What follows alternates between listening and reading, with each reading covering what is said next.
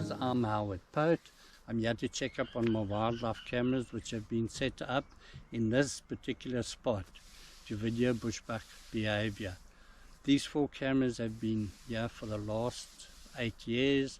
It took many years for the bushbuck to get used to my scent and my trust.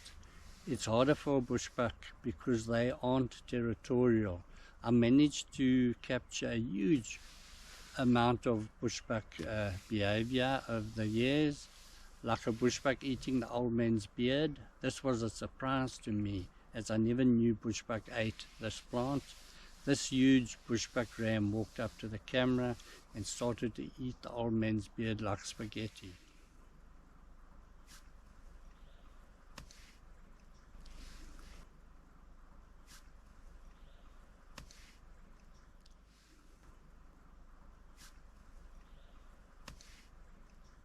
Another interesting behavior which I've managed to capture was a beautiful bushbuck ram in his prime rubbing his horns on a tree.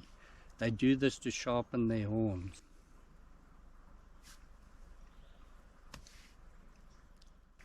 We also quite often get bushbuck ewes sleeping in front of the cameras through the night.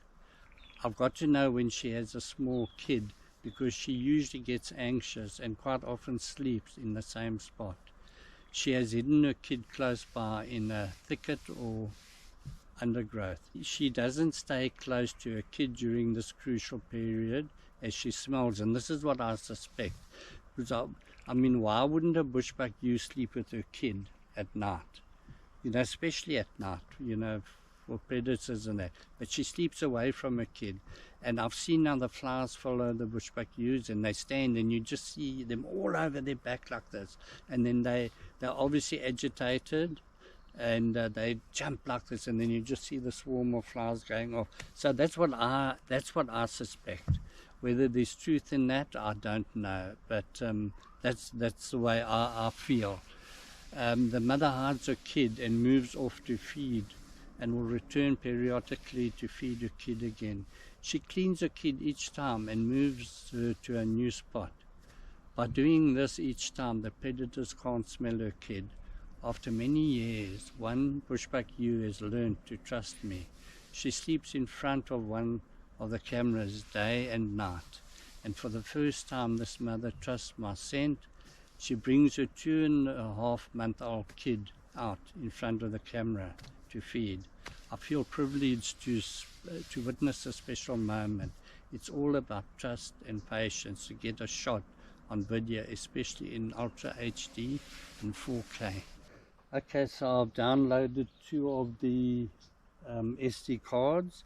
Those are the 4Ks. They've got the files are huge, so it takes a while to download those ones. So I'm going to unmount this quickly. Storage, advanced, USB drive, unmount. And it's very important to unmount it first. Don't ever pull it straight out because it can mess up a SD card. And it has happened to me once before. It's always sad to go and lose footage. I'll put this one in my pocket so I don't muddle them up. We do the next one.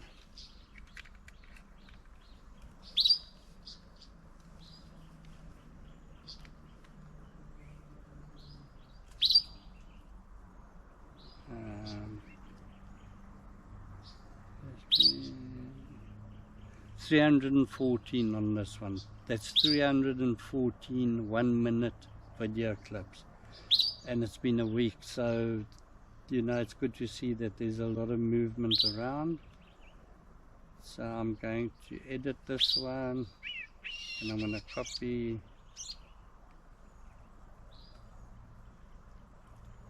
SD card, copy here.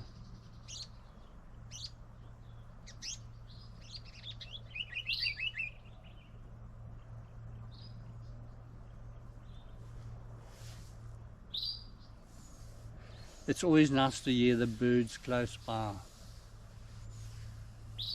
I'm sure that was a forester robin, if that's the right name.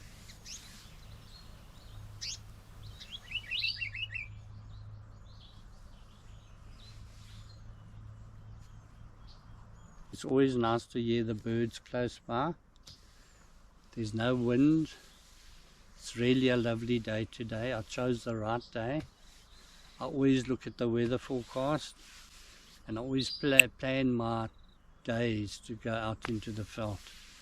I've also gone out when there's been rain, and I'll tell you what, it's not pleasant because you just get full of mud, and you know, one doesn't want to leave footprints around.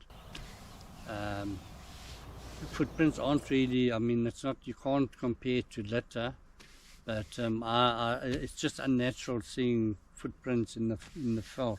I mean, your footprints were never there before, so what I normally do, if that happens, I take a stick and I just you know, move the stick over to make the ground level to cover the footprint. I also do this because you know, if people go out to try and look for video cameras and they see your footprint, then you know, they can actually follow. These cameras are quite expensive, so one has to, you know, one has to be careful. And then of course it's not really about losing the money, which is a huge amount of money, but it's about losing this, you know, my cameras are set out. I've had them here for almost 10 years. For the Bushbuck cameras I've had for 8 years. And to have those cameras stolen, it means you're gonna lose what was happening, you know, in that area. It's you know, it's something that I often think about, but I'd hate it to actually happen to me. I've been lucky so far. Let me touch wood.